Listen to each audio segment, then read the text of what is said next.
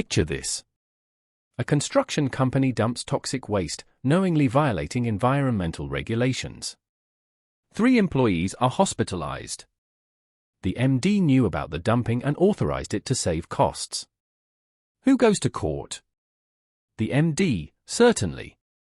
But can the company itself, ABC Construction, Party, Limited, be convicted of a crime? It has no body to lock up. It has no mind of its own. It is, in the language lawyers use, a legal fiction, a person that exists only on paper. Criminal law has always said, you need a voluntary act and a guilty mind. A company can do neither.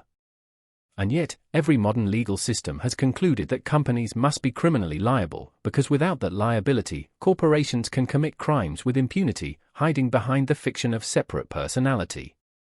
This episode shows you exactly how Namibian law solves the problem. Start at the foundation. Company law gives a corporation separate legal personality.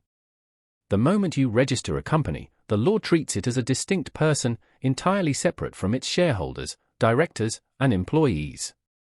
That is enormously useful for business. It limits the personal liability of investors, allows the company to hold assets in its own name, and lets it sue and be sued.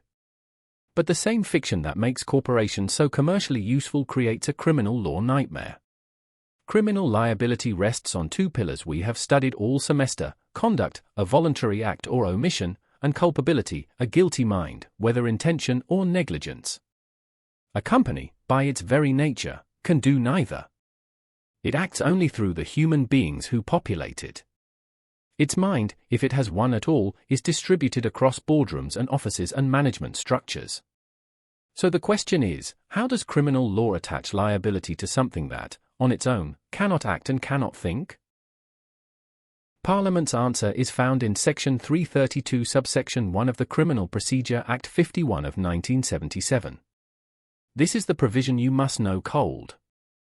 Section 332 subsection 1 says, for the purpose of imposing criminal liability on a corporate body for any offence, whether under statute or common law, any act performed, with or without a particular intent, by or on the instructions or with the permission, express or implied, of a director or servant of the corporate body, and any omission, a failure to do something that ought to have been done, of a director or servant, in either case, where that act or omission was done in the exercise of his powers or in the performance of his duties, or in furthering or endeavoring to further the interests of the corporate body, shall be deemed to have been performed by the corporate body itself, and with the same intent, if any, as the director or servant had.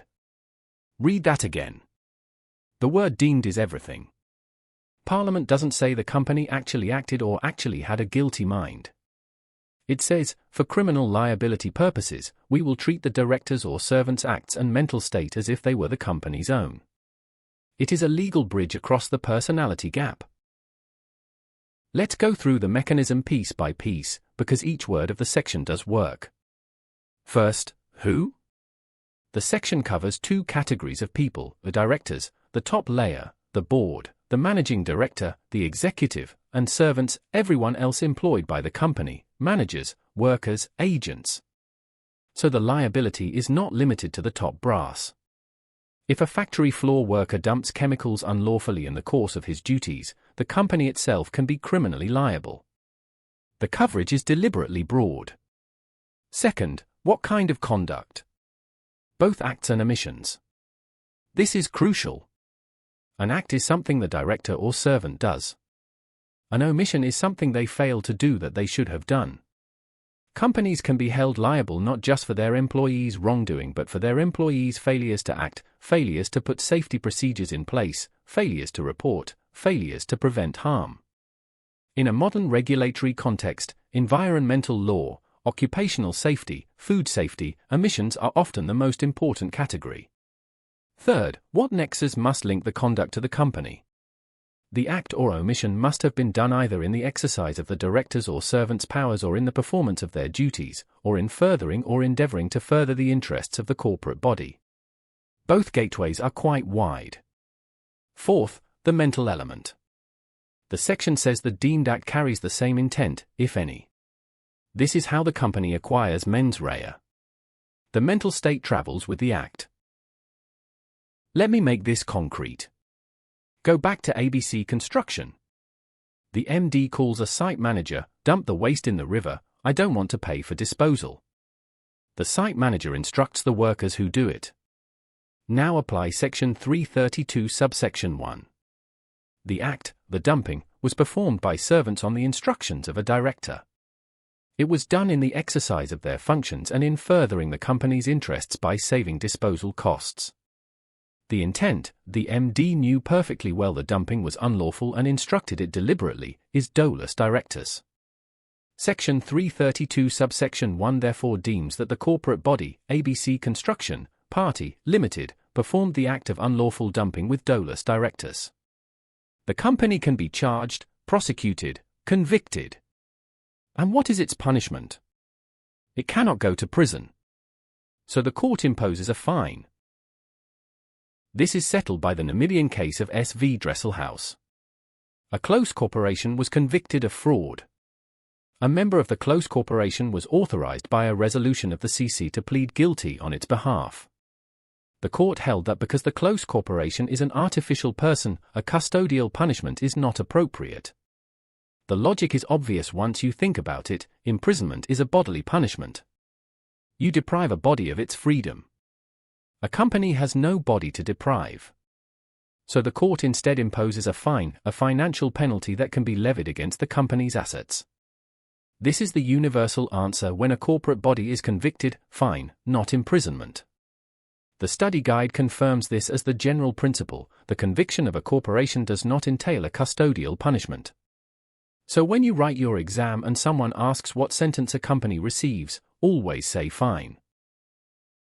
Here is a critical point that students often miss. Section 332 subsection 1 does not give the director or servant a shield. Making the company liable does not remove the director's own personal liability. The study guide states the principle plainly: if a director acts fraudulently, the separate legal personality of the corporate may be ignored and the director may be directly and personally liable for the crime in question. So you can have double liability: the company is convicted and fined, and the director is convicted and imprisoned. Section 332 operates to add the company as an additional defendant. It does not subtract the individual's accountability. Think of it as two trains running on the same track in the same direction. Corporate liability and individual liability travel together, one doesn't cancel the other. The course materials situate corporate liability as related to but distinct from vicarious liability. It is worth understanding why.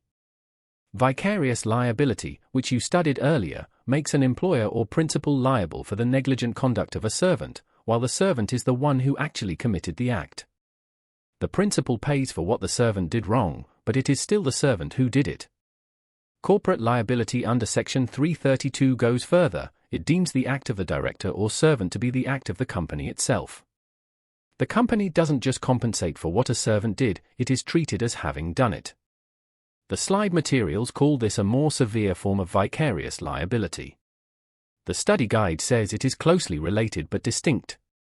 The key practical difference is that vicarious liability typically covers only negligence, while Section 332 explicitly covers acts performed with or without a particular intent, meaning both intentional and negligent conduct can be deemed the company's own.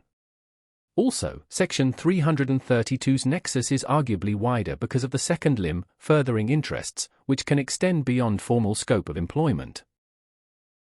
Section 332 subsection 1 tells us that intent is carried across. It is the statute's mechanism. But there is also a common law doctrine that courts use to understand how a company can have a mind, the identification doctrine. The identification doctrine says that certain senior officers, the directing mind and will of the company, are so central to its control and management that their acts and mental states are not merely attributed to the company, they are the company's acts and mind. The idea is that the company's directing mind, the board, the MD, the senior executive, acts as the company's organ, not merely its agent. When the directing mind intends to commit a crime, the company itself intends it. Now here is the critique, and it is an important one. The identification doctrine works best when the wrongdoing is at the top. It struggles when the crime is committed far down the hierarchy, or when it results from systemic corporate failures that no single mind directed. Section 332's deeming mechanism is wider because it extends to any director or servant, not only the directing mind. The two mechanisms thus complement each other. Section 332 provides the statutory foundation. The identification doctrine provides the theoretical underpinning for understanding corporate mental states. Why bother making companies criminally liable at all? Why not just sue them in civil court? The rationale comes in three layers. First, deterrence. Criminal fines, especially large ones, affect the company's financial performance directly. They signal to shareholders, boards, and officers that the cost of non-compliance is not merely a business risk to be priced in and passed to consumers, it is a criminal sanction that carries stigma, potential personal liability for directors, and potentially large financial consequences. Civil damages can sometimes be treated as just another operating cost. Criminal conviction is different. Second, regulation of corporate conduct. Many of the most serious harms in modern society, environmental destruction, occupational safety failures, large-scale financial fraud, are committed by corporations, not individuals acting alone. Criminal law is one of the primary tools the state has to set and enforce minimum standards of corporate behavior. Without corporate criminal liability, entire categories of serious wrongdoing would be effectively beyond criminal reach. Third, equality before the law. The Constitution guarantees equality. If individuals can be prosecuted for crimes, there is a democratic expectation that powerful corporate actors, who often have far greater capacity to cause harm than individuals, are equally subject to the criminal law. Corporate criminal liability is not without its critics. There are four major lines of attack. First, the fairness objection. Criminal law is, at its core, a system of moral blame. We punish because we judge a person morally responsible. But a company is not a moral agent, it doesn't think, feel, or choose. Punishing it is really punishing its shareholders, its employees, and its customers. Many of these people had nothing to do with the wrongdoing and could not have prevented it. Second, the identification doctrine is too narrow. Where a corporation is large and complex, serious wrongdoing may be the result of accumulated decisions, systemic failures, or a corporate culture that nobody single-handedly created. The identification doctrine, which looks for a directing mind who carried the relevant intent, may find no one, and yet the corporation has still behaved criminally. Reformers argue for an aggregation approach or a corporate culture test, but this remains controversial and is not established in Namibian or South African law. Third, the adequacy of fines. For large multinationals, even substantial fines may be insufficient to deter misconduct if the profits from the crime outweigh the fine. Fourth, director escape. In practice, prosecutors sometimes concentrate on the corporate conviction and allow individual directors to escape personal liability, even when personal criminal responsibility was clearly present. The course slides draw an explicit link between corporate liability and the common purpose doctrine you studied in Unit 11. Both are attribution mechanisms. With common purpose, the criminal act of one member of a group is attributed to all members who shared the common purpose, even those who did not personally perform the act. With corporate liability, the criminal act of a director or servant is attributed to the corporate body, which also did not personally perform the act. In both cases, the law reaches through the literal performer of the act to hold a wider entity responsible. The slide materials describe corporate liability as a more severe form of vicarious liability that is best understood in terms of the common purpose doctrine.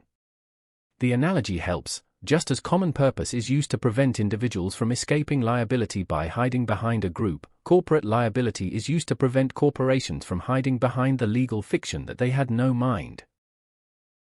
In an exam, a corporate liability problem will give you a scenario involving a company and some wrongdoing by a director or employee. Here is your framework. Step 1. Identify the corporate body. Is it a company, close corporation, or other juristic person? Step 2. Identify who performed the act or omission. Is that person a director or a servant of the corporate body? Step 3. Apply the nexus test. Was the act or omission performed in the exercise of powers or duties as director or servant, or in furthering or endeavoring to further the interests of the corporate body? If either limb is satisfied, move on. Step 4. Carry the intent across. What was the state of mind of the director or servant? That state of mind is deemed by Section 332 subsection 1 to be the corporate body's state of mind. If the servant had dolus directors, the company is deemed to have had dolus directors. Step 5. Reach the conclusion, the company can be convicted and sentenced. But note, a fine only, no imprisonment, because the company is an artificial person, SV Dresselhaus.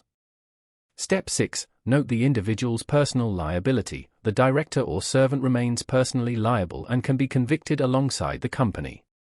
Section 332 does not immunize individuals. So here is the whole unit compressed. A company, a legal fiction that has no mind and no body, cannot, in the ordinary sense, commit a crime. But society cannot allow corporations to operate outside criminal law.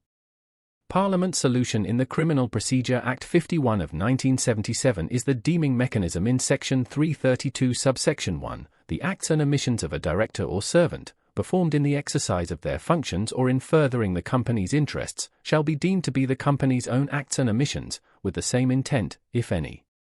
The company is thereby made criminally liable, not because it literally acted, but because the law treats its directors' and servants' conduct and mental states as its own.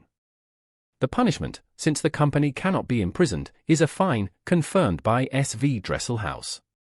Individual directors and servants remain personally liable alongside the company. Section 332 does not give them a shield.